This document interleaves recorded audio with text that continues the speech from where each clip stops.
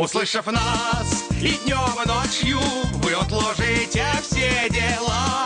Включите нас чуть-чуть погромче, в прямом эфире новостя. Около микрофона Макар Марковкин и Щапан Сундуков, здрасте. Успокаиваем людей, передаем сводку новостей. Зарубежные новости.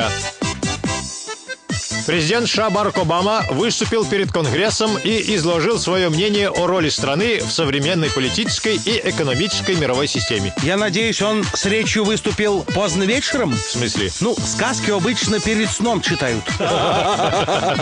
Обама подчеркнул, цитирую: «Когда дело доходит до каждой важной международной проблемы, люди мира не смотрят на Пекин или Москву, они зовут нас». Я больше скажу, даже когда никто их не зовет, США лезут в каждую важную международную проблему, которую сами же и создают. Американский лидер добавил, цитирую: «Ни одна страна не смеет напасть на нас или наших союзников, потому что они знают, что это путь к гибели». Да нет, просто все уже давно уяснили, что с идиотами связываться это чревато.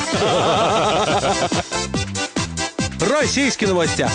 Министр финансов России Антон Силуанов признал, что бюджет еще не адаптировался к новым ценам на нефть. Мне кажется, сейчас все регионы страны замерли. Почему? Ну, пока же непонятно, кому ничего не достанется.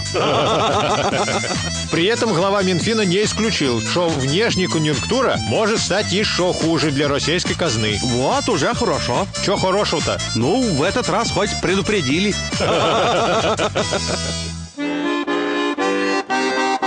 Вниз экономика идет, а мы спокойны ходим. Какой же сильный мы народ, седьмое дно проходим. Ну вот и все. Что будет дальше? Потом расскажем.